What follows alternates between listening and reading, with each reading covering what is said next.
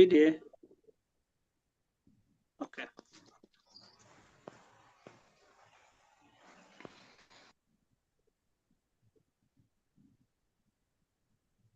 Mr. Sunday, are you there with us? Yes, I'm here. I'm here. Okay, please just go ahead and share this screen. All right. Mr. Sunday, are you there with us? Yes, I'm here. I'm here. Let me just. Okay, please just go ahead and share this screen. All right. Mr. Sunday, are you there with us? Yes, I'm here. I'm here. Let me just. Okay, please just go ahead and share this screen. All right.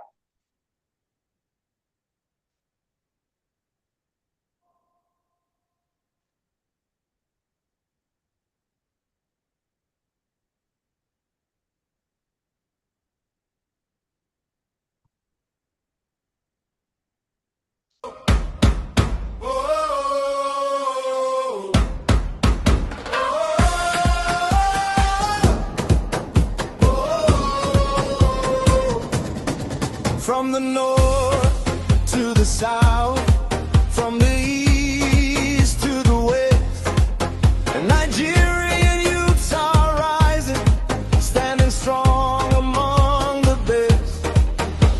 With courage in our hearts and vision in our eyes, we shall build a better future where our beloved county thrives. Try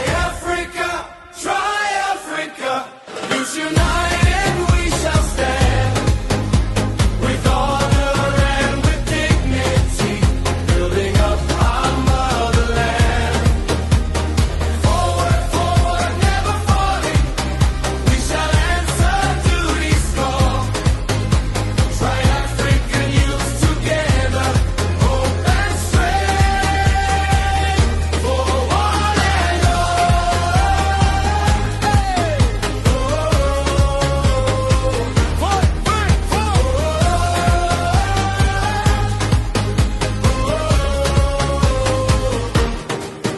No tribe shall divide us, no fear shall bring us down. Through service and commitment, we shall wear the victory crown. With wisdom as our compass and unity our guide, try African youth forever, marching on with pride. Try Africa,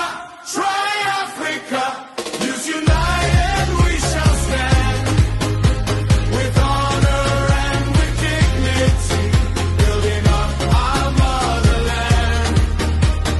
Forward, forward, never falling, we shall answer duty's call.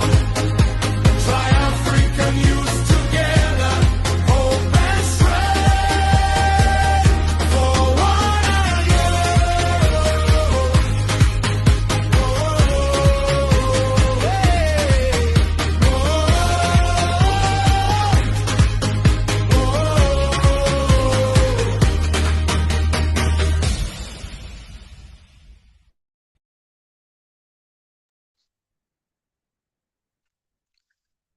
Okay, thank you. Thank you for that. I think we can continue with our program, right? So, on behalf of the leadership of TYM, I welcome each and every one of us to today's edition of our program, and I want to believe that it will be an insightful moment, a moment of learning and what have you. So please, where contribution needs to be made, please, I will implore us that we'll do that judiciously. So at this moment, we have our chief guest speaker that we've invited to come and talk to us this evening, and that is in person of Engineer Uzonkem Nnemeka Samuel. and we have a topic on police brutality as a social issue in sociology. So please, can we welcome our brother to please take the stage now. Please, you are welcome, sir. Yeah, Try Africa. Good evening, everyone. Yeah, thank you, our national coordinator. Thank you for the warm welcome. I thank every one of us. I say, may God Almighty guide and protect us in Jesus' name. Amen. Like he said, today is gonna be a wonderful moment, and it's gonna be an interactive section. So, like our slogan goes, do more and no more. We'll continue doing more so that we'll be able to know more. I believe learning is a continuous progress. So, like I have as my topic today says police brutality as a social issue in sociology. Police brutality as a social issue in sociology. Like before I'll start, I would like us to know what sociology is all about. Sociology is the scientific study of society, social relationships, and human behavior. That's all what sociology entails on. So we have in plain terms, you can say what we'll look into as how people, it's in plain terms, you can say it's look at how people live together, form groups, create cultures, and influence each other. It asks questions like there are these some of the expected questions we'll encounter in sociology. Why do people behave different in groups versus alone? These are the likely questions sociology details us about. Why do people behave differently in groups versus alone? Perhaps also how do things like family, religion, class, and government shape us? These are all encompassed in sociology. And why do some society change while others stay the same? I don't know whether those factors have come into you have thought about that before. So for you to solve all those problems, you have to, it's all entirely in sociology at a course. So what sociologists study, what as a sociologist, what did they study? Say social institutions, they study social institutions. It entails family, education, religion, law. We have social inequality, class, it's all about class, race, gender, poverty. We have social change, they study social change, which entails revolutions, technology, migrations. People know history, how people migrated from one state to another. All these entire in sociology. Then we have social interactions. Yes, how people communicate, form norms, and resolve conflicts. So this what's a little brief about what sociology is all about. Then let's go into our case study, which is police brutality as a social issue in sociology. So having known what sociology is all about, so we have to know what police brutality is all about. In a layman understanding, brutality, you can say brutality. Brutality means having comebacks, and there won't be any brutality without a conflict. So all those things cause conflicts, misunderstanding, misconduct. All these are the causes of what brutality. So we have what is police brutality. Let's know what police brutality is all about. From my own definition, I say police brutality refers to the excessive or unlawful use of force by law enforcement officers against civilians.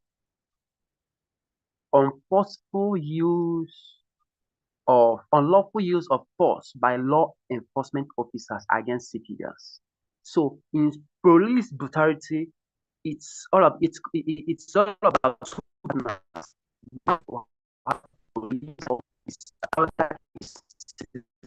so like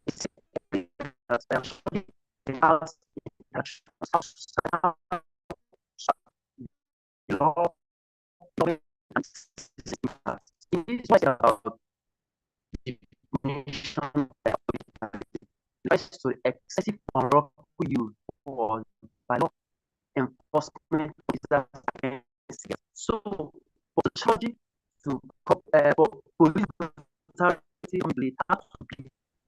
Engineer Uzon came. Yeah. Can you hear me? Your voice is breaking. So, oh, yeah, sorry. I think it's better. Sorry. I think it's better now. Okay. So, like what I said police brutality refers to the excessive unlawful use of force by law enforcement officers against civilians. So, for brutality to come into play, there must be two bodies. That's what we have to know. There must be two bodies: the law enforcement and the citizens. Its citizens.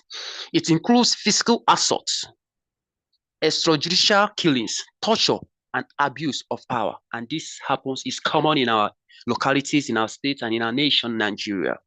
So in sociology, it's analyzed not just as individual misconduct, but as a pattern linked to institutions, power, and social structures. In our nations, it's all like a norms. It's not becoming a norms. Brutality, people using their veto power to summarize citizens, and citizens also protecting. So this is what we have to know. Have to know and know the solutions. So we have sociological perspective. As a sociologist, how do you think about police brutality? As a sociologist, sociologists view police brutalities through three main lenses. We have three main lenses how sociologists, as a sociologist, they view police brutality. We have conflict theory. Conflict theory sees police brutality as a tool used by dominant groups to control marginalized groups. Power imbalances between the state and citizens, or between classes, ethnic groups, make abuse more likely. So we experience this in our nations. Okay, unlike let's take example in elections, you see northerners claiming to be president, or have southerners claiming they are being marginalized for in presidential seats. So all these conflict theories. So as a sociologist, this sees police brutality as a tool used by dominant groups to control marginalized groups. Power imbalance between the state and citizens, or between classes, ethnic groups, and make abuse likely. So the second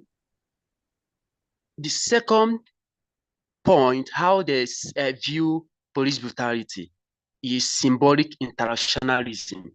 I say symbolic interactionalism. This focuses on how labeling and stereotypes shape police-citizens interactions.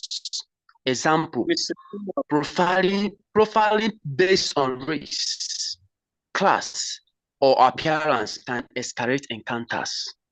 So this is also one of the major issues we find in our communities. Profiling encounter. Can you hear me? Pam, you can hear me? Yeah, Hello? but your network was Hello? your network was actually breaking. Can you hear us? Okay. Yeah, I can hear you loud and clear. Okay, your network was breaking, but I think you can go on. Okay. The second view, how sociologists view police brutality, is through symbolic internationalism. And through symbolic internationalism, they focus on how labeling and stereotypes shape police-citizens interactions. You find an example of profiling based on race, class, and appearance can escalate encounters. So this will teach us force people how, irrespective of your religions, ethnicity, with this it will give you the standard of oppression whenever whenever they are carrying their own duty. So have another three, the third one being the last, to have structural functionalist view. This argues that policing is meant to maintain order, but when accountability is weak, the function breaks down and erodes trust. So this argues that police is meant to maintain order. Yeah, like you don't hear police are friend, but sometimes the way they act, it goes contrary to what their mission is, what they tell us. So in our society, our actions, whenever as a true citizen or true enforcement officer, so our actions, what we portray, our missions will also align with our actions. What we speak, what we do, should also align with what we speak. So these are the three main lenses how sociologists view police brutality. We also have key social causes. We have key social issues connected to police brutality. What are the social issues connected to police brutality? We have one, we say whenever there is breach in trust, it reduces cooperation between communities and police, making crime prevention harder. So trust should be one thing that should be very, very paramount whenever a law officer or a police officer is executing his or her duty. So there should be integrity. So any officer should have or should make integrity or call to service with integrity a slogan, his or her watchwords. So we have inequality. So whenever there is inequality, there is disproportionately affect low income groups, ethnic minorities, and so inequality. So another strong issue that is connected with police brutality, inequality, problem of equality. So as a citizen, yourself, all over Africa, we are meant to build this. So citizen and the economy of Africa, we should know that inequality, any place we are discharging our actions, that will make sure that equity, equality, and justice should be our watchwords. So problem of inequality can also connect to the issues of police brutality. 3, we have human rights violations. Human rights violations violates rights to life, dignity, and due process guaranteed in most constitutions. So whenever there is violation of rights, dignity, and due process guaranteed in most constitutions. 3, 4, we have cycle of violence. Cycle of violence. Unlike this cycle of violence, I mean, youth, a citizen engaging in any group that is not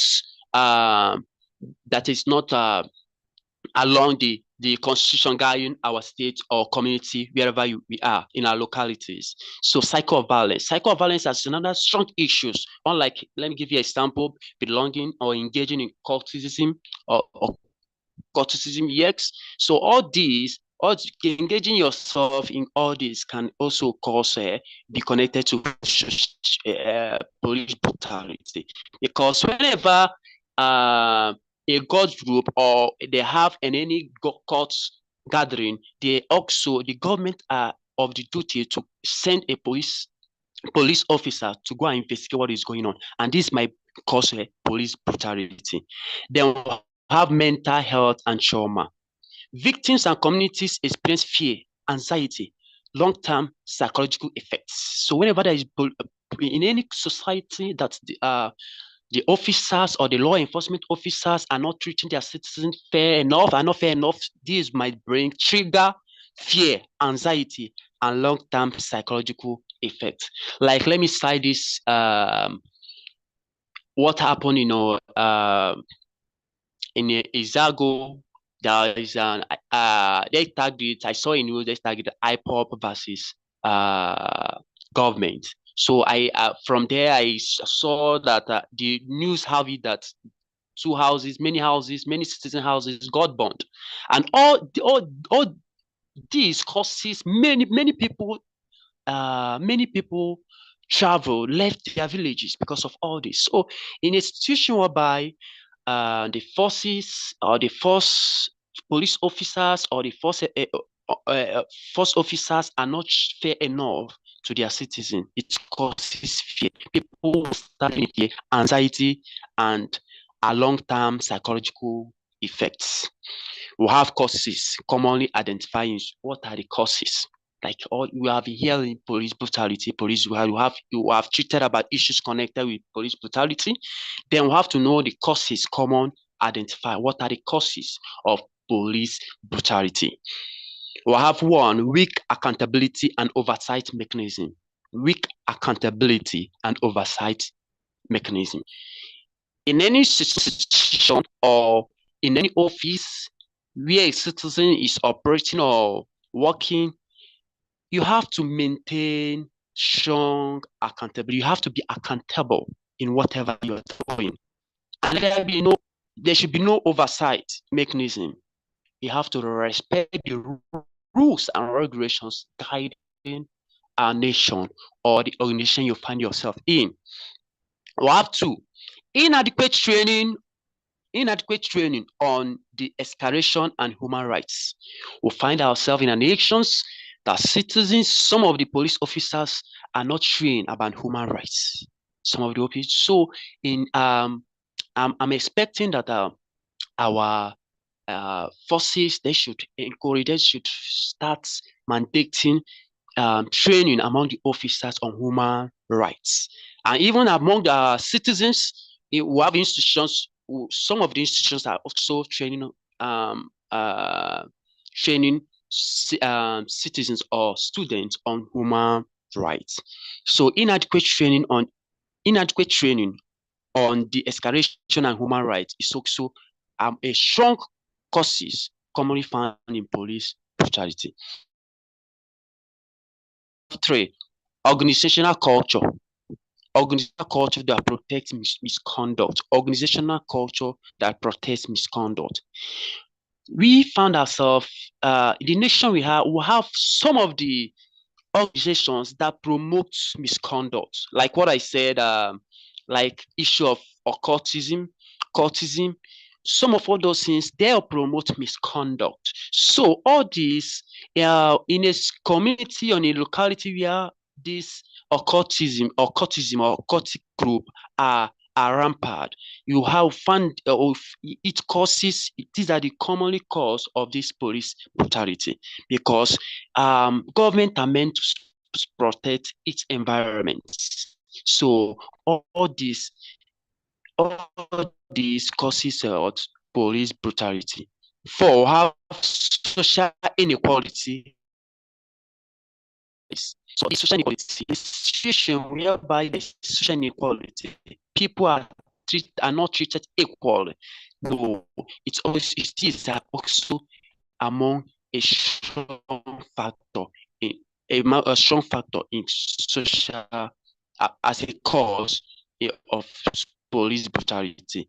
We have 5, lack of independent investigation bodies. Lack of independent investigation bodies. Although we have some of the agencies, investigation agencies, localities, having centers among our localities, including the centers among our localities. I think this is also an ideal factor to prevent police brutality. So a lot of independent investigation bodies. So as I lack, don't have more independent investigation bodies among now we have consequences of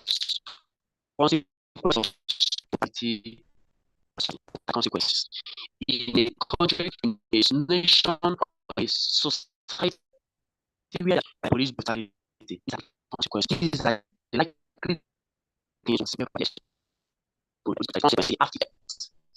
So one, we have loss of legitimacy for institution, law is a state institution. So we have sometimes wherever there is much conflict, the state or the state governor might declare curfew, everyone. So if the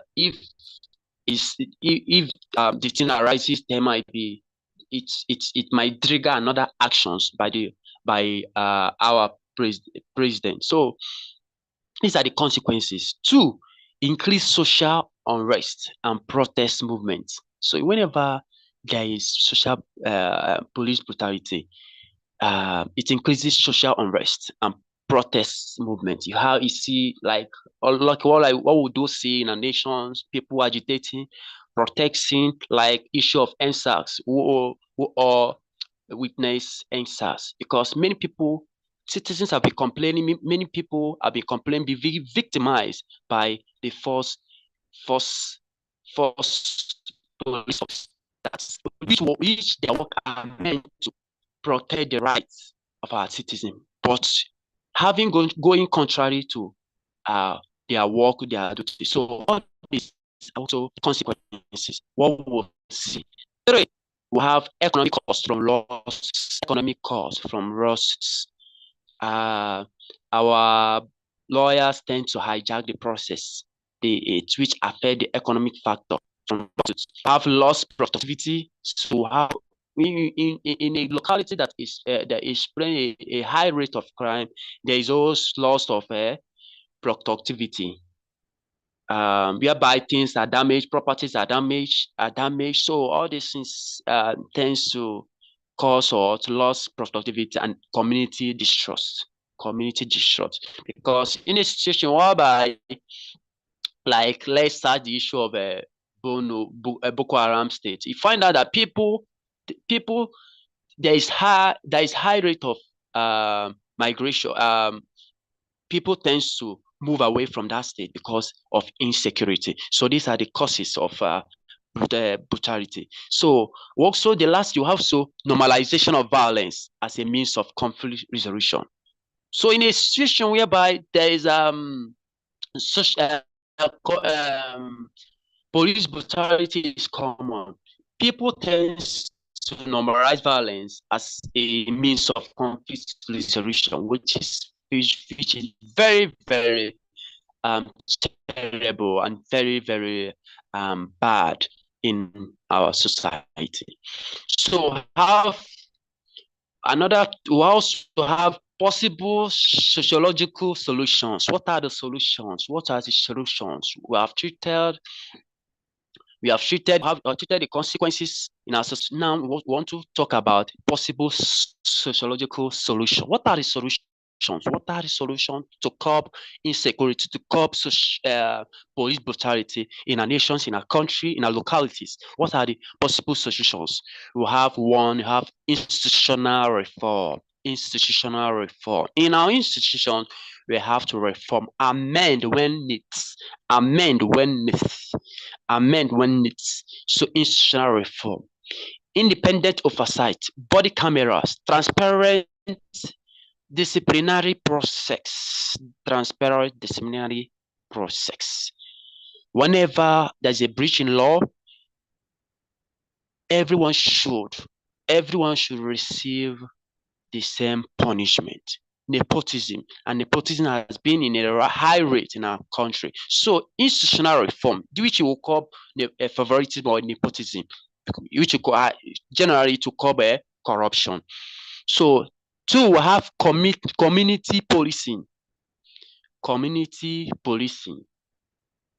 Building relationship between police and communities to reduce us versus them. Yes, like what I said before, say police is your friend. How can police be your friend? In the sense that whereby you are molesting them, you are using your veto power, you are not protecting their rights.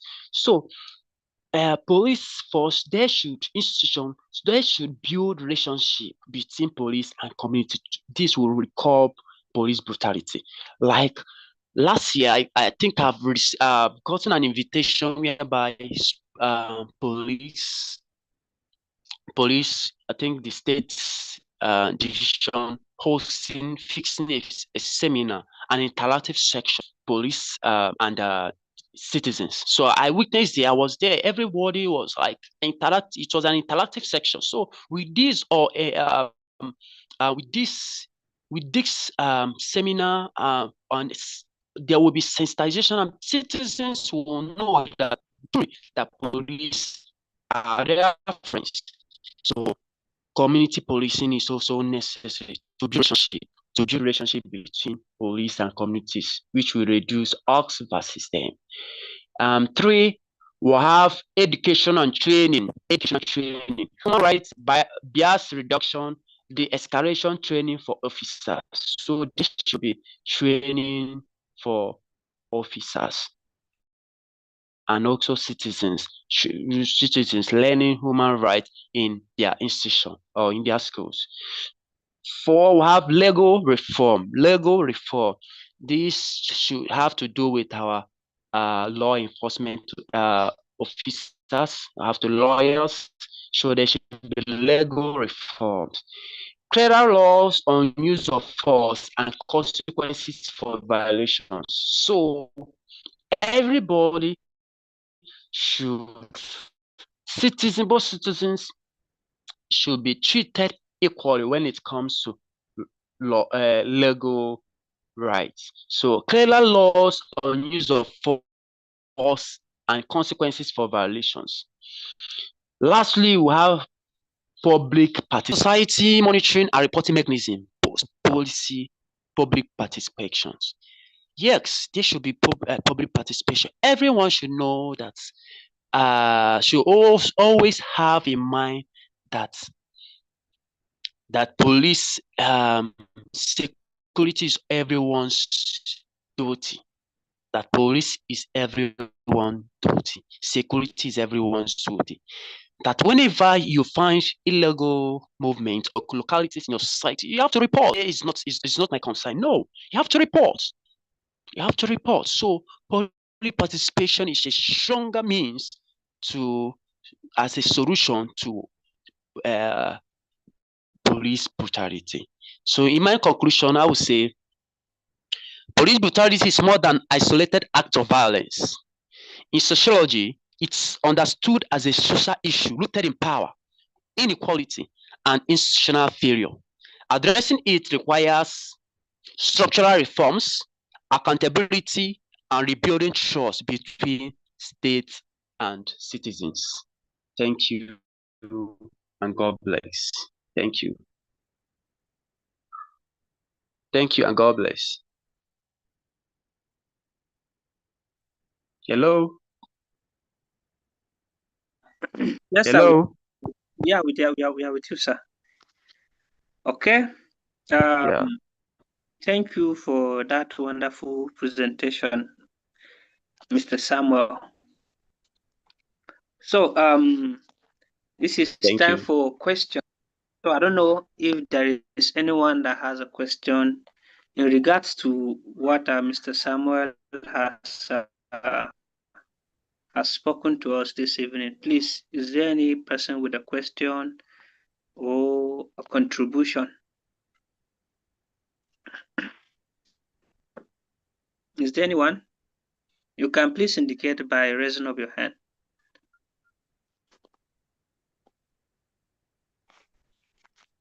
I've heard about police brutality, its effect in the society, and ways that can we can cope as in with. We've also had ways on how that can be avoided. So I don't know in regards to all Mr. Samuel have said. Is there anybody with a question, a contribution, or a clarification? Okay, we have a question here. Okay, Mr. Paul Sunday, please go ahead with your question, sir.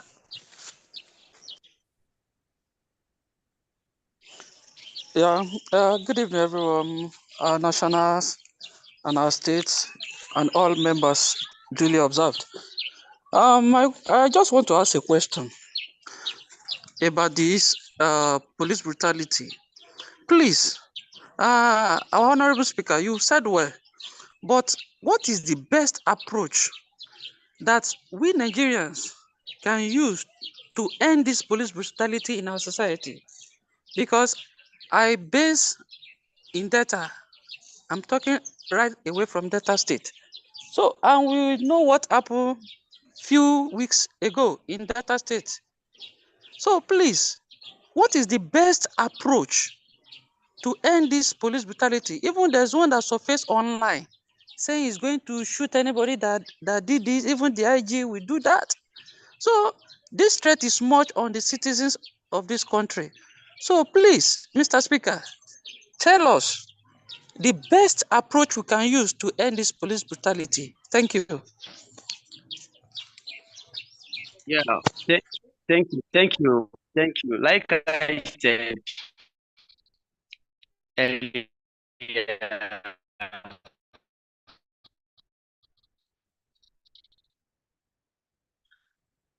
um,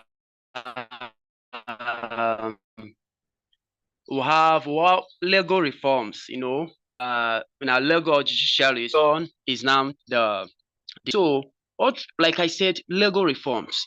There should be total legal reform in our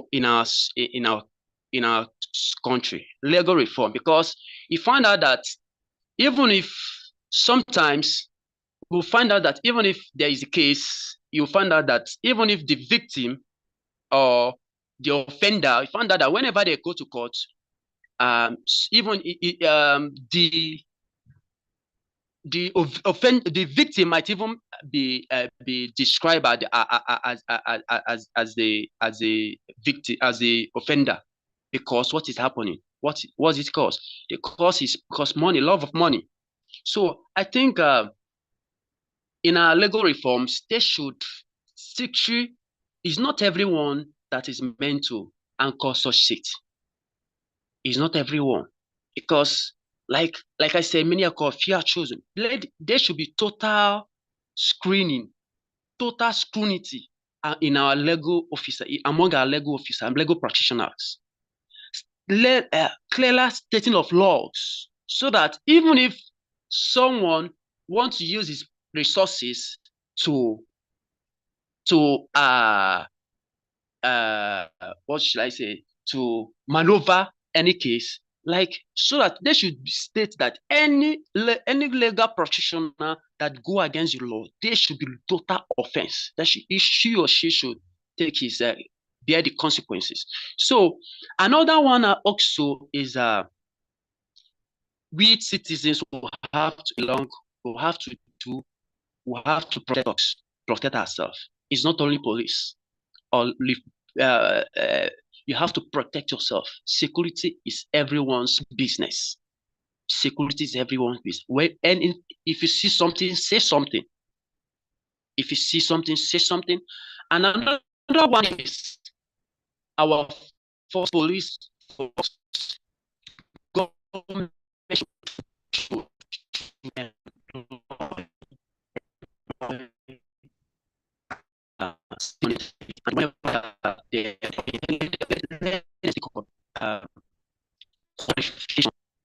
so you find out many people handling such offices, they're not qualified. Academically, they're not qualified. So posing a strong danger to our community, to our society. So I would say public participation should be public. Everyone's security is everyone's business. So bear it in mind as a citizen, bear it in mind, police is my public participation, security is my own business. When you see something, you say something. Yes. That's all I have to say. Any other contributions we can is also acceptable. Thank you. Okay, before we Hello. thank you for that. Yeah, we can hear you, sir. Thank you for that contribution. So before we give another person the chance, there is this question that came up from the chat box. I don't know whether you saw it. It says the majority of Nigerian sees himself or herself as a subject rather than a citizen. What is the best possible solution to this? This question is asked from Mr. Tom Wisdom. Sir, please, I don't know whether you can help us take that, sir. Okay, let me go through the question. He said, I'm coming. Let me go through the question. He said, okay, the majority of Nigerians sees him or herself as a subject rather than a citizen. What's the best solution? Yeah, I must say this is a strong because favoritism have been I am strong to tell you.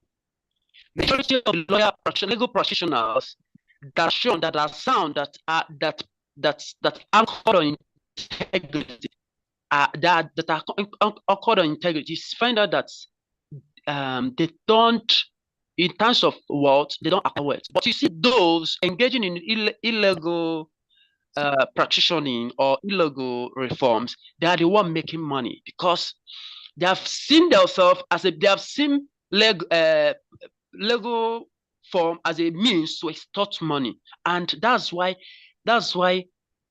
people, human being, the citizen are now victimized because of selfish interest and because of what will I say, money mongers, because of money mongers.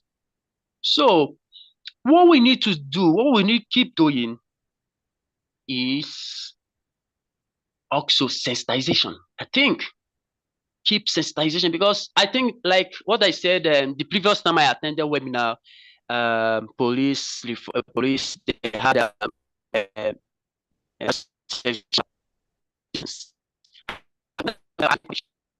same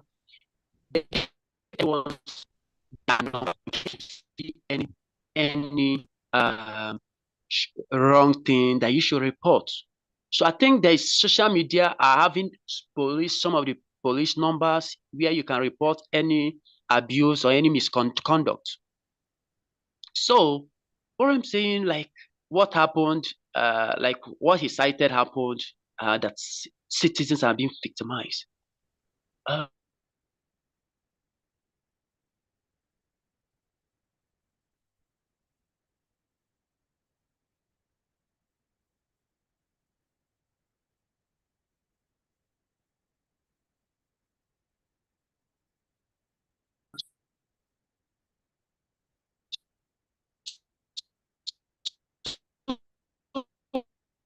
Yeah, you lost your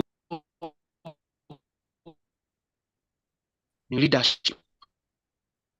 Also, the better is leadership.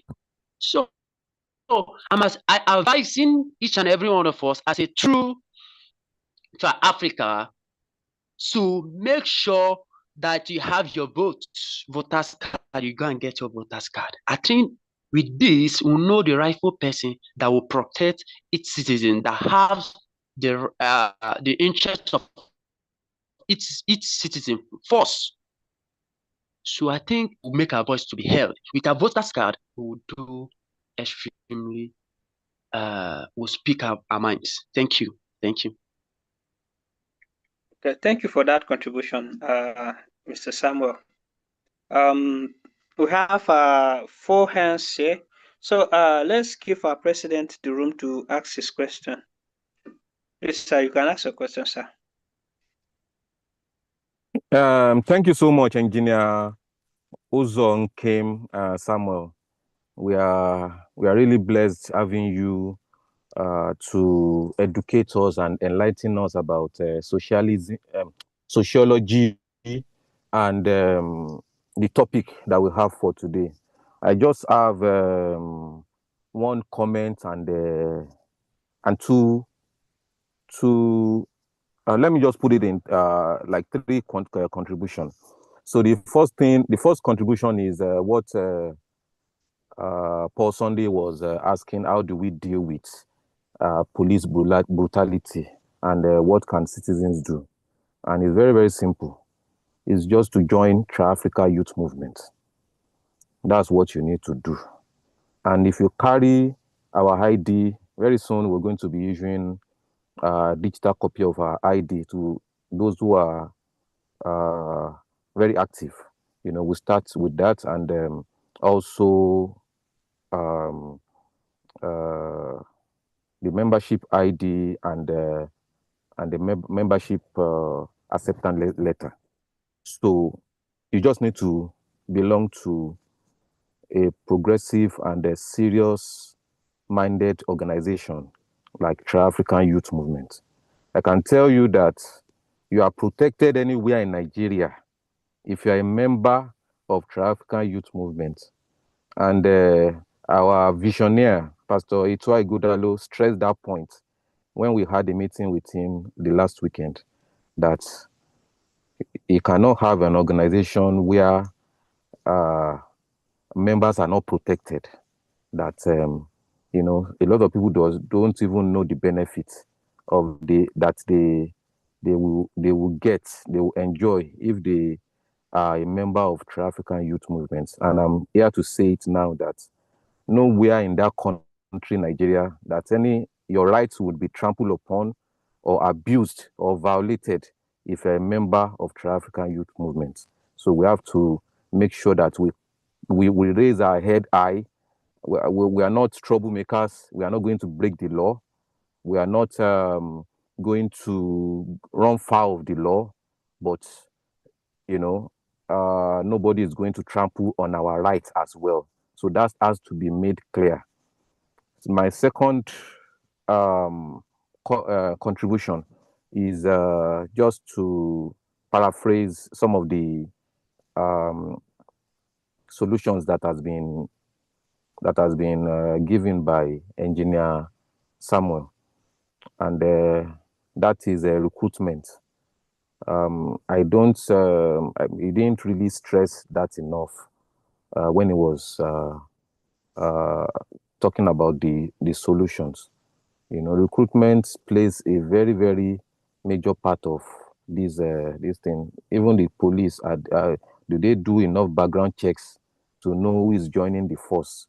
Where did you come from? And one part of our problem is that we have people moving just because of federal character, which it doesn't really. Anyway, it's just because of our police structure that we have. They are federal police, so if federal police can be anywhere, it's just like FBI. FBI could be anywhere in the United States, but Los Angeles Police Department is strictly for the people living in Los Angeles. NYPD, New York Police Department, is strictly for the people living in New York. So if we're able to reform our police architecture, we'll be able to solve crime better, because 90% of the crime is local. And if we have recruitment that says anybody joining Lagos State Police Department must have lived in Lagos for 10 years, then you know your community better. You know the people in Lagos. You hear the language. Not that somebody in Gombe has been posted to Lagos. All those things. Those are the gaps that we have in our police system. I just wanted to say that. And my last point is the effect of substance abuse, even in the force. You see some police, that even at checkpoints, when they stop you, the guy is smelling of alcohol, and the guy is carrying AK-47. Or maybe you don't even know if he has used marijuana. And maybe, how do police organization themselves check for substance abuse of their officers and rank and file, to be able to have, very, very professional officers on the road and in our streets. So those are just the three contributions I just wanted to add. Thank you.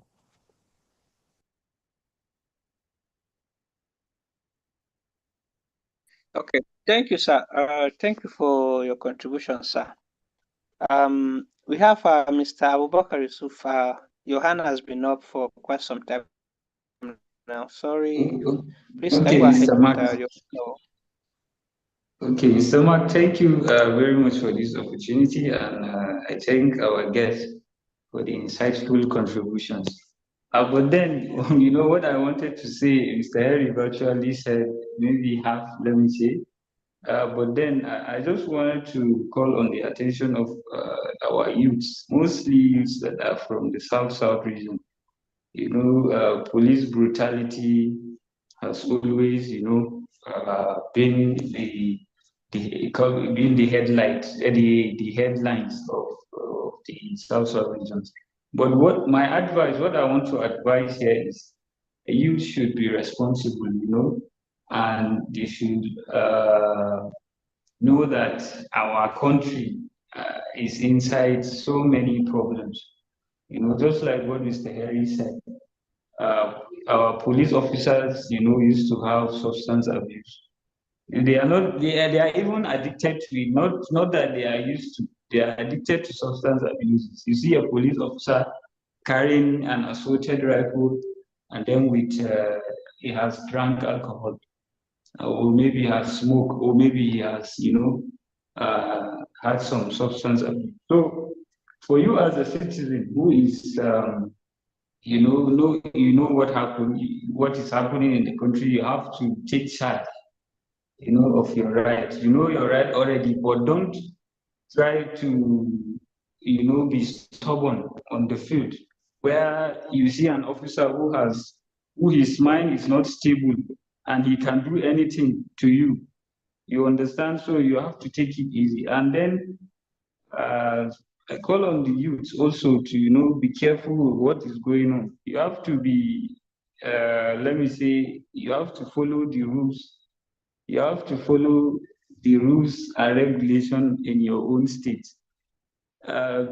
Don't follow bad friends, because mostly these friends are friends that are put, because the last case that happened, the victim was saying it was his friend who introduced him to all these things. And the friend was not there, and now he has become a victim. The police officer killed him because it was his friend. So my advice to you guys here is, you have to respect yourself, be responsible. Anywhere you go, try to be a good citizen. Because it is only when you are a good citizen that you can be protected. By your look, the way you dress, that is how people will address you. Let me give you an example. I am a youth in Nigeria, but I've never been to a police station for whatsoever case. I've never in my life, and I did this purposely, to defend my integrity. If you see me close to a police station or having any association with a policeman, it's a good, relationship, not a bad one. So I want us to have this kind of orientation with regards to our security personnel. Let us make them our friends, and try to respect the law, and anywhere you are stopped on the checkpoint, maybe you are traveling, it stopped you, okay, just act responsibly. They ask you, okay, come down from the car, you come down, okay, they ask you this, you do it. At that moment, you don't know whether they have been dropped, and you don't know what they are capable of. They can do anything. So it's better you follow everything lightly, and have yourself in a good condition. Not that you rake and then they will brutalize you, and then it will turn to another story. And then we have to know, Tri-Africa Youth Movement is a movement that is trying to promote good governance. Police is part of our governance. So we have to sit down, think about all these things that are happening. How can we write to the Nigerian police force, How can we write all these things? The issue of brutality, issue of messing up with people's life, issue of human rights, all these things, they have to be drafted in a very careful way so that we forward it to the Nigerian Police Commission. Hello? Hello? Can you hear me? So that is my yes, we can hear you. Go ahead. We can hear you. That is my contribution. We have to study all these things carefully. Okay, maybe it's his network. Okay. So let's join our heads together, find out what is the real problem. If we can even have this kind of awareness to the police officers about the effects of substance abuse, issue of corruption and what have you. These are challenges that have been part of the society. And until we, all of us, unite ourselves and find out how we can resolve these issues, nobody will come and do it for us. Nobody, as far as we are concerned. We are the citizen. And most of these cases happen to an ordinary citizen. You can never see this case happen to a senator's child, a governor's son, or let me say the president's son, because, so we have to sort out way, on how policemen will respect every citizen, despite the fact that whether he is rich or not rich. Because without citizens, police will not work. That is the fact. So we have to come out, we sit down or strategize, see how we can, harmonize this issue of brutality, mostly in the South region. So I thank the speaker once again for this insightful contribution, and I hope all of us will unite, sit down together and bring out contributions on how we will resolve these issues. Thank you very much for your time, and thank you for giving me the opportunity. Okay. Thank you for that, Mr. Abubakar. And we still have the hands of our national coordinator, Mr. Felix, and also Paul Sunday. We still have their hands up, and it's quite unfortunate. We've lost our speaker. I think maybe due to network or something else. So I don't know how we are going to do this. So can Mr. President just take care of the No, I'm role not of asking a question. our guest speaker? Okay. If that's the case, then sir, please just go ahead, Mr. Felix. Okay, thank you so much for the privilege. Thanks to the speaker for what he did justice to it. I have to add some things to it. Mr. President have said it. Bubakar also have said most of the things. What I need to tip in is to understand your role as a citizen. You need to respect police. Whenever you are going out, you need to dress well because your dressing determines how you are being addressed. You need to be vigilant as a citizen whenever you are traveling or moving. Whatsoever police is doing, observe because them themselves, they are crime in themselves. I remember my friend where they put Indian hemp inside his car and then call another police officer to check on the road. He said he was touched to check, stop after police have checked the backseat, only to discover that he put Indian hemp and then call another person to check. When he got there, the person went straight to the same place that the officer checked, put something. But unfortunately, he couldn't see anything. So we need to be vigilant when dealing with police officers on the way. Also, if anything happened and police harassed you, try to talk amicably. But if he's harassing you or brutalizing you, take a picture of it or anything evident around it. And then you can report this case to the nearby police stations around there. Write everything down. The date this thing happened. If possible, if you can snap the name of the officer on the tag. You snap the location and everything, what happened, evidence, screenshot or picture. You need to be smart on. So you prepare. When you are prepared, it's difficult for you to be dismissed. Go to the right station, that's the police station around that region. Report the case to the police station in what happened under the administration of the Criminal Justice Act of 2025. Police are legally obligated to receive any complaint brought to them. So they cannot turn you away. It's a violation of the law. So ask for, when you get to the station, ask for the duty officer specifically that you are looking for the duty officer. Walk to the counter. Say clearly that I am here to make a formal complaint. Don't be scared of them. Be bold. I need it to be recorded. Inform them that you want your report to be recorded in the crime diary. They need to bring the crime diary. There's a diary, they will record everything. Those are the exact what, those things you just say to them will signal that you know your right. You are not just any person. You are a citizen who understand your right. Watch how the energy will shift. When you, as soon as you just tell them that you want it to be recorded, even everybody will behave well. So the next thing is that make your statement. State the facts clearly, no emotion, no exaggeration. Just explain what happened. Sign your statement, request for a copy immediately. Tell them to give you a copy of your statement, because you are entitled to get a copy of the statement you give. Otherwise, police will just remove it and throw it away. So you need to have a copy of it. And in every case, there is a case number that will be written on it.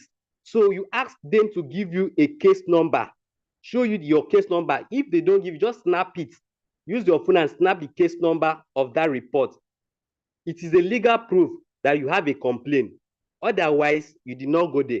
There is no any evidence, because police anything. They used to change people report. So finally, you just, if they demand that you should give them money after you have give them your complaint, reported everything, ask for the officer name and the badge number, write it down where they can see. Then report to the commissioner, police service commission. If they demand for money, it is your right, either or National Human Rights Commission of the police of that state, because under the section 4 of the Police Act of 2020, they are not doing them favor. They are not, like, it is your legal right. You are not begging them. You have the every right to exercise the right. So it is always right that you get evidence, report to them. If they seek for any money, you call this. Okay, I can also drop a number or their website where you can send any complaint. That's just a little contribution of what I wanted to make, that how to file your case without having to pay or having violence, retaliating. Before then, you can have your barrister, you talk to your barrister about it so that the case can be moved to the court. So that is the little advice I have for you all. Thank you. Thank you for that, Mr. Felix. In fact, most of what you said are things that I personally am ignorant of. But thank God that, let me say thank you for this, for what you just said now. At least it has opened my eyes and broadened my knowledge about these things. And I want to also believe that I'm not just the only person that this thing has a kind of broadened his or her knowledge. I want to believe that there are others that we are probably hearing this for the first time. Please, thank you for that wonderful contribution. So we still, up to now, we still don't have our guest speaker on ground. And we have a question from here. But before that, I can see the hand of Paul Sunday is still up. I don't know, is it a question, Mr. Paul? Yes, it's a question, and our speaker is still here with us. Okay, it's in here. Yes. Okay, yeah. He's back. Okay, Mr. Paul Sunday, please go ahead with your question. All right. Thank you, everyone. When our speaker was answering my first question, he made mention of we citizens should also protect ourselves. And if we see something, we say something. But I believe that say is not really working in this country, because I have a case study. here personally in Delta State. Even you can go to online, Facebook, newspapers. I think last year, a community, a host community that has oil and gas, that is their natural resources. Federal government are taking their resources. Now, and they don't have light for good 20 years. They step out for a protest. Are we together? Yes, we can hear you. Hello? We can hear you louder. We can hear you louder. Good. Now, those community youths now said, no, we are going to go for protest. We are the ones supplying Abuja electricity, and we don't have a single electricity for good 20 years. And this our resources is what they use in financing the country. Now, they step out for the protest. That day of the protest, a group of mobile police, DSS soldiers came all the way from Asaba, start shooting, burn some motorcycles. Is news. It's everywhere. That is another one. Another of it in same community. Somebody, the Okowa came for this primary election during a various meeting. Then a youth stand up in his own community that if they did not give them their electricity, that no vote will be casted in his ward. As I'm talking to you right now, the boy is at CID at Asaba. That's another one. In the same data, even when we look at our society now, if you say something, look at the guy, our journalist that was treated anyhow because he said something. So even as I'm talking now, there's another guy, all because of he sees something and says something. He's in a police custody. Somebody he helped from accident. The person had an accident on his way. He now saw the person inside the blood. So he picked up the person to the hospital. Before he will get to the hospital, the person died. Now he's in the police custody just to help. Now my question is that in what way that can we secure ourselves? Because you said if we see something, we say something, and we should be our security of ourselves. And if we have any ammunitions now, it's a problem. Even most of our security agencies or our vigilantes that we pay to secure us are even the ones stealing from us. So in what way can it be treated? Thank you.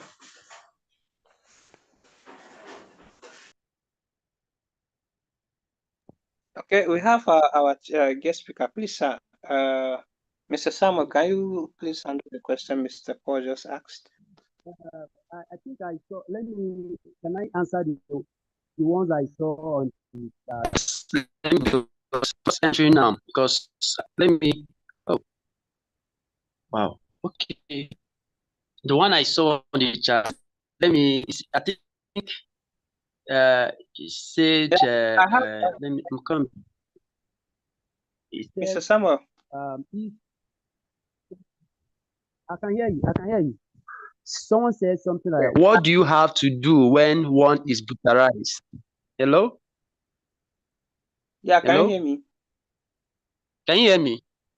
Yeah, I can Yes, hear you. I can hear you. Someone said, what do you have? Someone wrote on the chat, what do you have to do when one is brutalized and how to report your complaints? What do you have to do? One, first three. Your priority is safety first. Safety, evidence, and documentation. Safety first. Go and treat yourself first. With your evidence, first of all, consider your health first. Treat yourself. Don't do a blind man action. Go and treat your first with your evidence. You have your thank God you have your phone and your witness.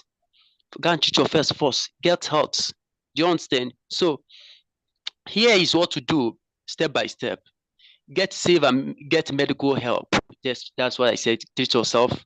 Document everything immediately. Take photos, write it down, get witness contacts. Do you understand? Then report the complaint through official channels. So have some of the official channels. Nigerian Force, Police Force Compliance Response Unit, CRU. You can browse, you can browse and get their numbers. Their numbers are online, their emails. You have Public Compliance Commission or Human Rights Commission.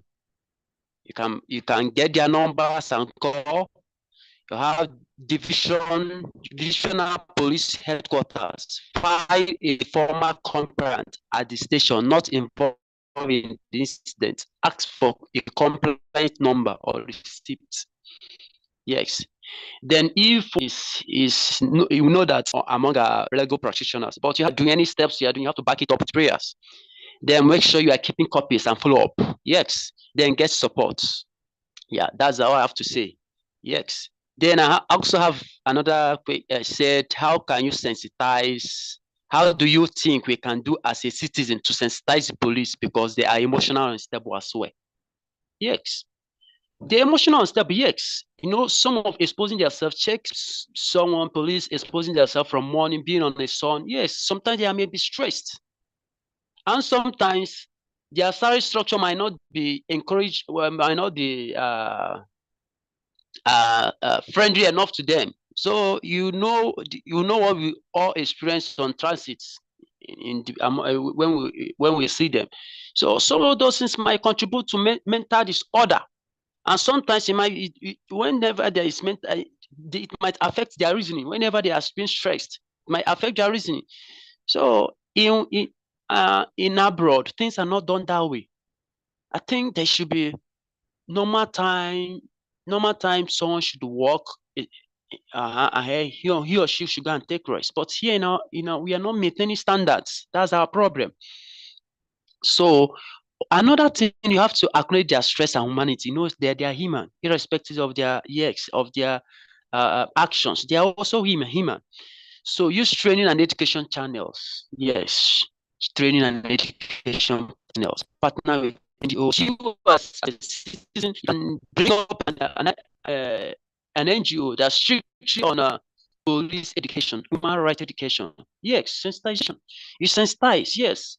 Involve people, let them call. Yes. So all those things are way to sensitize police people, then push for systematic support, not just blame. Yes. In as much as their actions are not really their mode of operation are not really that sound. But look at it this way. They are so human. So don't just blame them. So that's all I have to say. So for and the last question, what the speaker, I think can she come again so that I will hear what she says, so that I'll be able to and get it rightly. Please, thank you.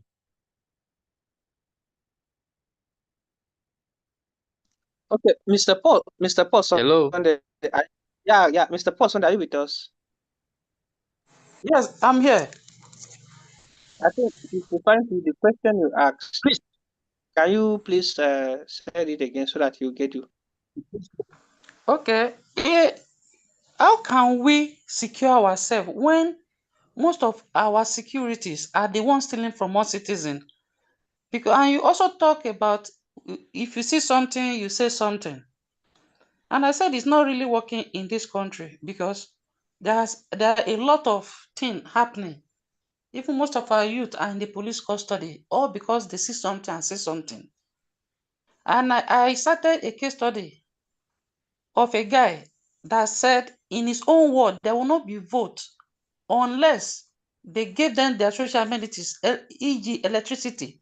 That for good 20 years, they don't have electricity. And this coming election, there will not be vote. That he will lead a protest.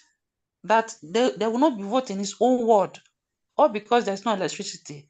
The next 3 days, he was arrested and transferred to Asaba. to the police headquarters at Asaba. Now, he has seen, he sees something and says something. He has led him to the to trouble now. He's still there up till now. And the other one, they did a protest generally in Ukwane local government, all the three local government in Ukwane. Now, all because there's no electricity. And who led the protest was arrested for good 6 months. And the other army, mobile police, they were shooting some people injured. It's in the newspaper. Everywhere is in the news. Just type Kwale. You will see Kwale news. It's everywhere. So, because we don't have all these things, we are protesting to the government. And the government are now using the police against us. What can we do to safeguard ourselves in such a situation? Thank you. All right. Let's talk about, let me see something. Whistleblowers. Yes. Sometimes whistleblowers always get molested whenever they see something and say something. Yes, that's the evil country we find ourselves in. And the problem we have among ourselves, we know something that is not good, yet we keep leveraging on it. Nobody wants the change to start from you or her. Change start from you. Okay, let's start Nnamdi Kanu. Nnamdi Kanu. Okay, let me use Nnamdi Kanu. Nnamdi Kanu is agitating for one thing, and he has been there, still maintaining his stance. So I think if you want to change something, you must be able to sacrifice. There is a state that says it's better I see something and say something and I die than seeing something and didn't say and I still die. Do you understand? So some whistleblowers have also hijacked the process in our country. We find out that have been established. We find out that people, from that day one, people will start finding the as in anti such good establishment or good works. They will start finding a way to hijack the process. So the issue of whistleblowers was like, if you see something, say something. But some persons are not hijacking it and whistling, saying what is not real or what is just for selfish interest. But that is awesome. Let us not be dismayed. Let us not slumber. We'll keep on. We'll keep on letting it. So another one is that someone said there is no electricity in his or her community.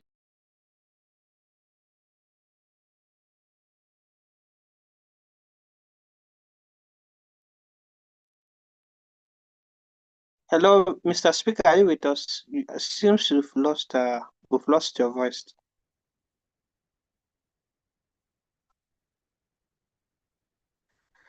Well, I think he's having network issues. Okay, we still have the hands of Mr. Henry, our president. I can see Mr. Abraham and also chemical reaction. I don't know. Let's see if we can still get our guest speaker back.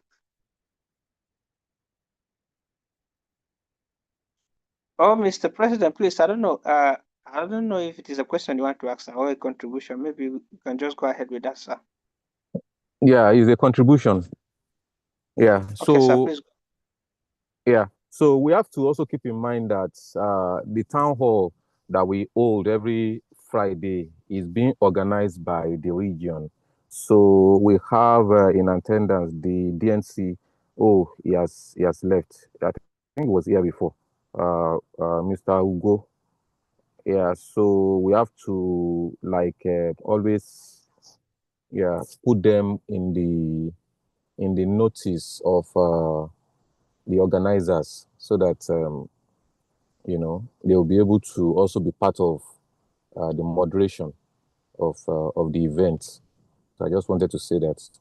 And to also what Paul Sunday said about, it's just unfortunate that a lot of people in government also abuse their power. So that is a very, very complex situation. Yeah, it's a very, very complex situation because people could just, they can take your rights away from you and there's nobody to fight. And, maybe I can repeat it again. We don't understand the power of civil society.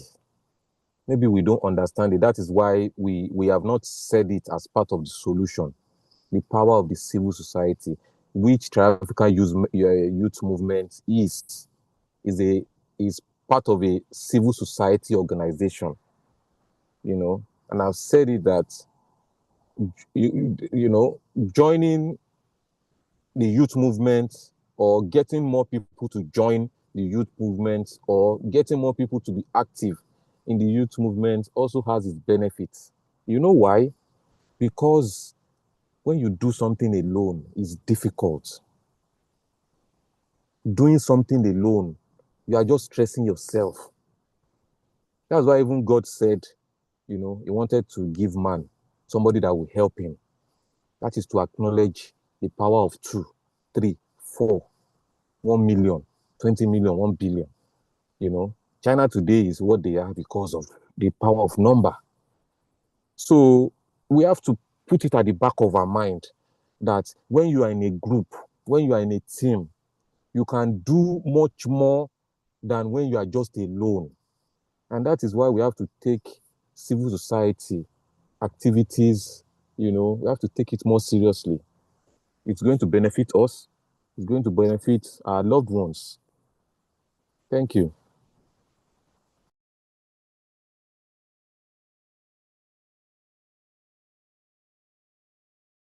Thank you for that, Mr. President. I can see the hand of Mr.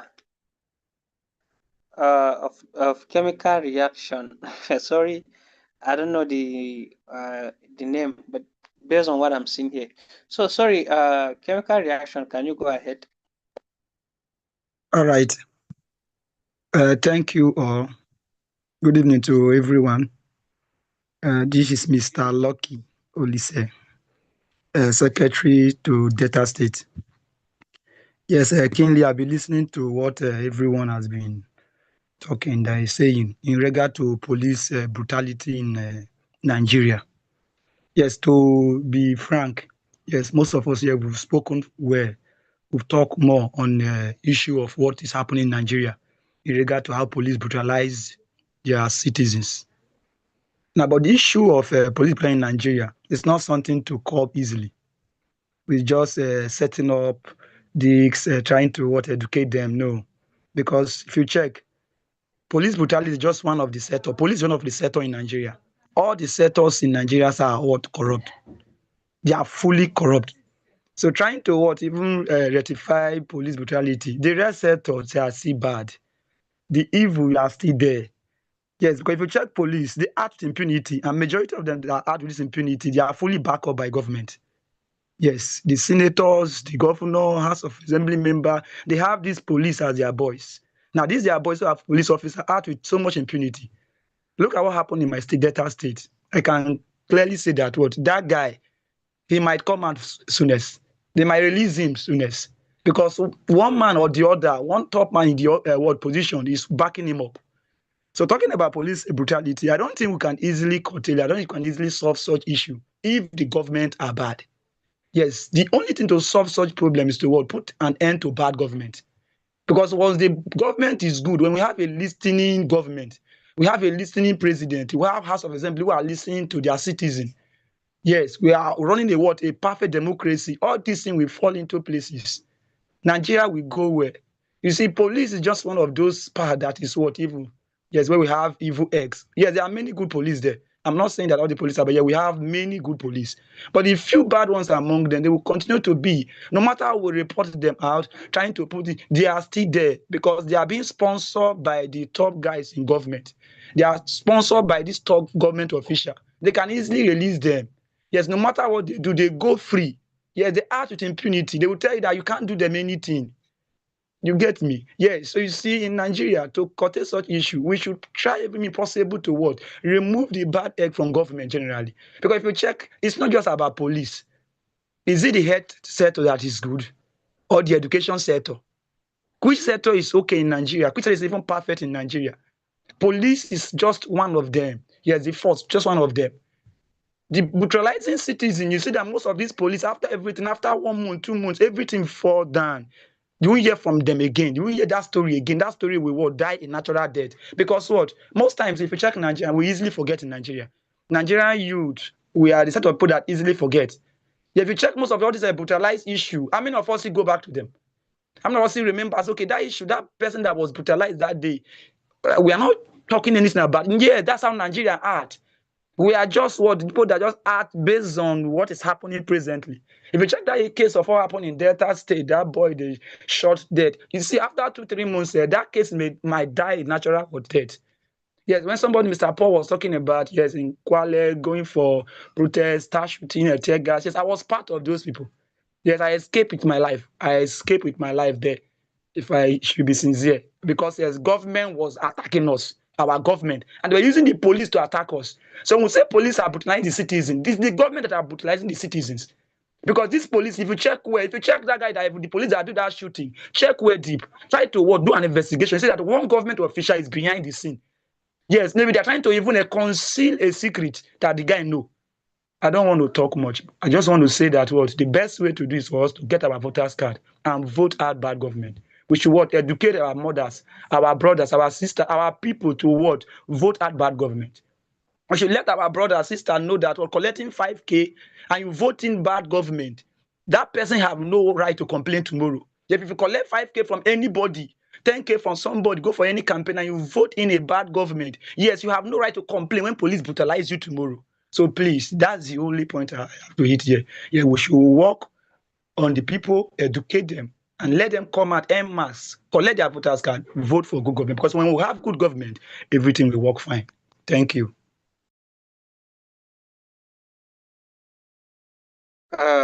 Thank you, Mr. Lucky Olise, for that wonderful contribution. We have the hand of Mr. Abubakar. Please, sir, can you go ahead? Okay, Mr. Marcus, thank you very much. I just wanted to add, with regards to the issue on ground. Believe me, we are Nigerians. Let me tell you a worst case.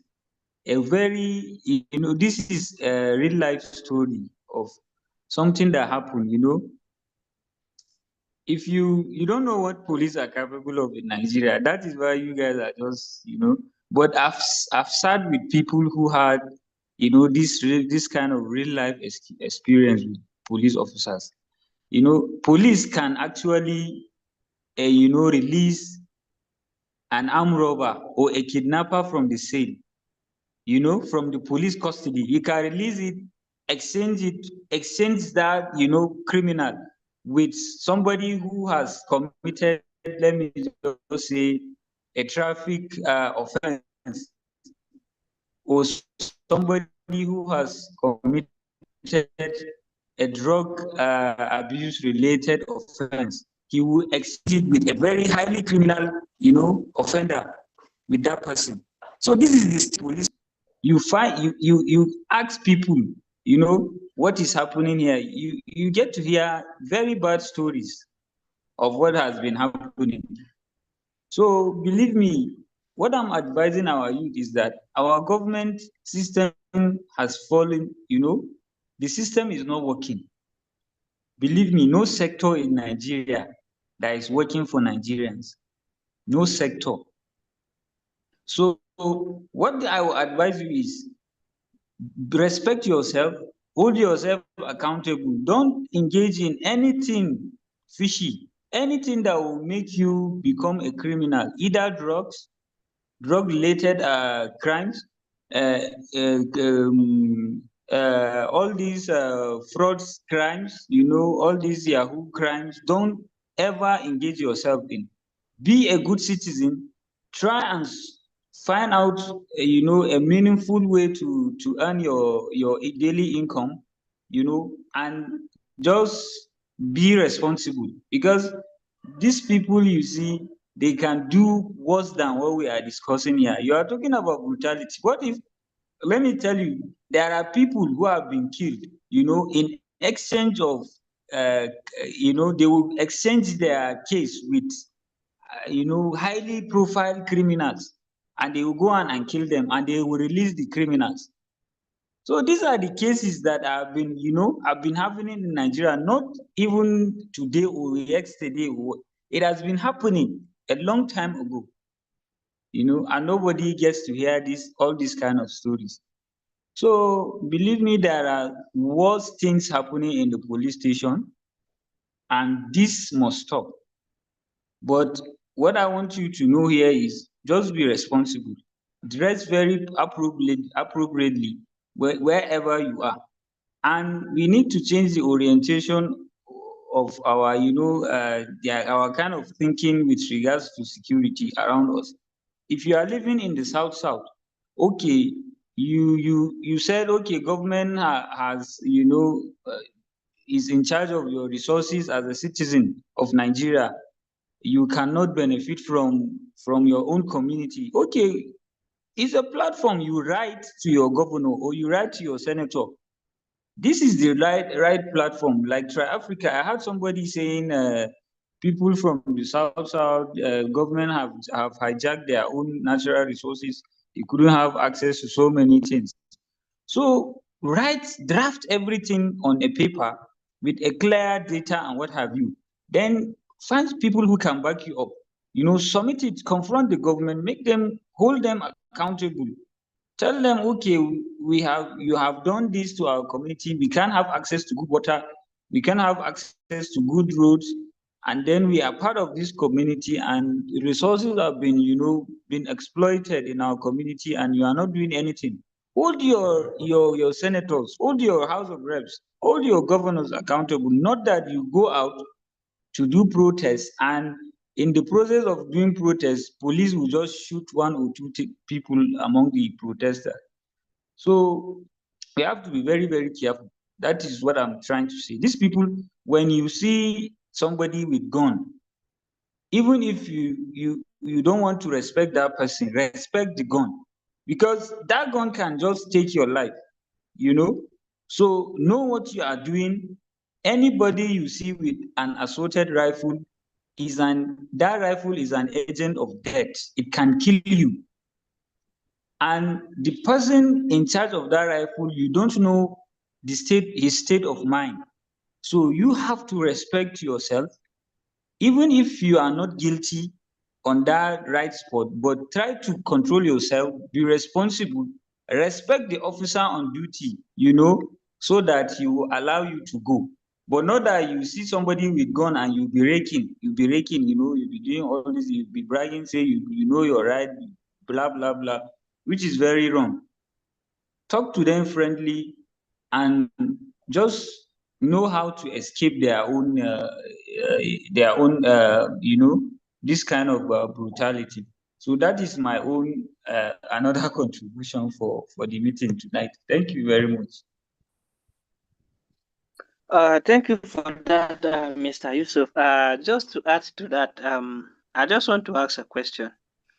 You said Sorry, that. hello, good evening. Sorry to interrupt. I've been trying to raise my hand ever since, but I think my device is giving me issue for me to raise my hand. So let me just interrupt you before you proceed. I'm sorry. There's something I want to add to the discussion. My name is Lawrence Udoma. I'm the director of Aquarium State and also the head of HR. I believe for us to try as much as possible to either limit or eliminate the police brutality that we are facing in this country, I think we need to look at the foundation of policing, which I believe should start from the recruitment. The if you see, if you also notice, the police officers involved in police brutality are most likely the ones that were recruited as constables, as people with WAEC, people with primary six certificates. I believe we should try as much as possible to stop recruiting from those levels. I'm a graduate of international studies, both my degree and my master's.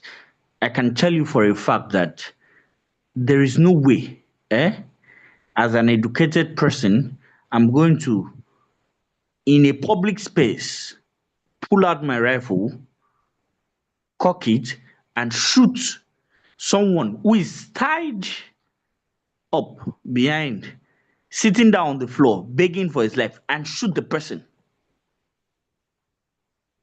I believe in education so much. So I can tell you for a fact that I don't believe that is possible for an educated person to do that. It is it is one of the it is it is 80% impossible under the influence of nothing. You are not influenced by anything, not alcohol, not drugs, and anything, for you to do that. It is impossible. No matter the amount of money you've been paid, it's impossible for you to do that in public. You can do that in private. You can do that in an hidden situation, a hidden space. But for you to cock out your gun, shoot somebody in public where people are standing, unprovoked, for an educated person, it is impossible. So I think we should start from there. Start from there. Stop anything that has to do with uh, has to do with guns, has to do with armed forces. Don't recruit someone who is not educated. I can't risk my certificate. I can't risk my whole life, my entire suffering to study for so many years just for me to do that. Throw them all away. It is impossible. But for an illiterate, everything revolves around money. Everything revolves around what they can get. Not to say this in a bad way, but it revolves about it. They are short-sighted. I'm not discriminating, but I've just noticed that I drive on the road frequently, and my interaction with a police officer, I can tell if this one is educated or not. So I think if the police system should look at that uh, issue and stop recruiting. We have a lot of graduates. Funny enough, I so much admire the police, but if you see right now on the road, I can't remember the last time a police officer asked for my driver's license or whatever or documents. They are always asking for money. They are more concerned about the 200 naira you give to them on the road. No police officer is checking your boot, whether you are carrying anything, whether whatever. They are just concerned. I don't know if maybe the way I dress is doesn't give any room for suspicions or so on. But I'm just telling you my personal experience. I can't remember the last time someone asked for my documents. So we need to look at the recruitment system. We need to look at the recruitment system. Be it needs to be reformed. Then we can now at least try as much as possible to see how we can limit the police brutality. Thank you very much. Okay, thank you, Mr. Lawrence, for that contribution. You see, what I was actually trying to say concerning, I was actually just an addition to what Mr. Yusuf was saying, that respect whoever that is carrying an assorted rifle, because you don't know the as in the stage of mind that person is currently, as in the person is at that moment. You see, something just happened. Was it early this week at my place? I went to watch a football match, and then people just though it was in a bar, two people just got into a fight, and they tried to call this Mopo. They called two of these guys to come in. I went out to make a call. Just coming back, what I just saw was the one of the police officer was also fighting also. As in, I was just I said, now they brought these people to come and calm the situation, and then one is fighting. I mean, and the person is fighting, and before I could realize it, this guy brought out his rifle, threatening the other person, as in the person he was fighting, like he's going to shoot him. It was at that moment actually I left, but I thank God because I didn't miss something happened. Maybe I could have heard from me because my house is just close to the person to the bar. But I was just looking at the scenario. So what I'm just trying to say is that rifle. Have you ever seen a soldier or two soldiers pointing gun at each other as on a normal grounds? A military man, he will not tolerate you pointing a gun to his face. Then what about you that you are not armed? At some point, I'm not saying we should be afraid of these people, but at some point, you have to kind of try to save your life first before making out a point. That is just the contribution, as in the addition I just wanted to add to that. I don't know. Okay, the hand of Mr. Paul Sunday is up, and also Abubakar. I don't know. I think this should be the two hands that we are going to entertain before we call it a night. Okay, let's go to Mr. Paul Sunday. Okay, so let's see you. Sorry, you people will say I do the ask question, but not really. But it's also a question. I want to talk about the government sponsoring the repentant Boko Harams, and these are the people the government will also recruit into the Nigerian army, into the Nigerian police. So I'm just like wondering how the police brutality will stop when someone that has been killing, that has been doing all sorts of crime, just repent, and the federal government will even give them amnesty. But you saying the truth will be in the custody, no amnesty, they will still torture you. How can this happen in a government? Is the government helping the citizen, or how? Because a Boko Haram that will repent will be recruited to the Nigerian force, into the Nigerian army or whatever. So is this police brutality of a thing, can it stop, or can we end it when our government are even financing, even giving glory to people that are killing us? That's just my question. Thank you. Okay, I don't know. Before I give that question to anyone that wants to answer it, I don't know. Just want to granting amnesty to this bandits, this thing to be recruited into the army. So I want to say this: the federal government, well, I said, the military actually kind of they said that they are not recruiting and have never recruited these people into the Nigerian army. So I don't know how we can do as in how we can go about that. Since they have kind of denied that act, so I don't know how we are going to handle this. But I don't know if anybody has anything to say regarding that. If you have a question, if All you right. want to say anything regarding this, I don't know. Yeah. Yes, I want to say something. Yeah. Okay. You know. Yeah, sorry, my Yeah. network was due for trade.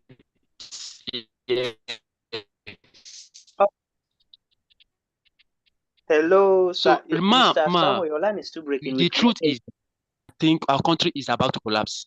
Okay, I said, can you hear me now? Can you hear me? Now. Okay. Yes, we can I hear you. Go said, ahead.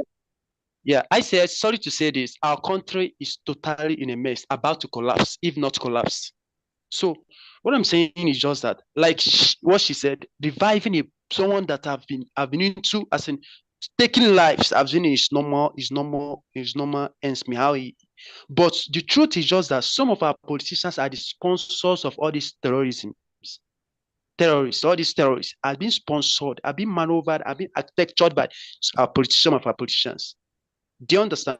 Okay, can you tell me our country is being like if they have terrorism case, our country will bring out their resources, and they said because of terrorism attack or there's the demand ransom, you pay to a terrorist, a ransom to a terrorist. What is happening? Some of the bill that is being passed out, they say they will have no. So the issue, like what one of my friends said, this Boko Haram is being sponsored by the even international bodies. Let's tell ourselves the truth. So what I'm saying is just that what is I've that particular Boko Haram reviving. I've come across. I think I watched it on AIT interview. I saw them being on a canopy, about thousands of them. What are you reviving? Someone that have tested blood. And like what our sister said, someone just a whistleblower, you ended up putting him or her in the cell. Why? Someone that have killed nation, condemned families, you are reviving them.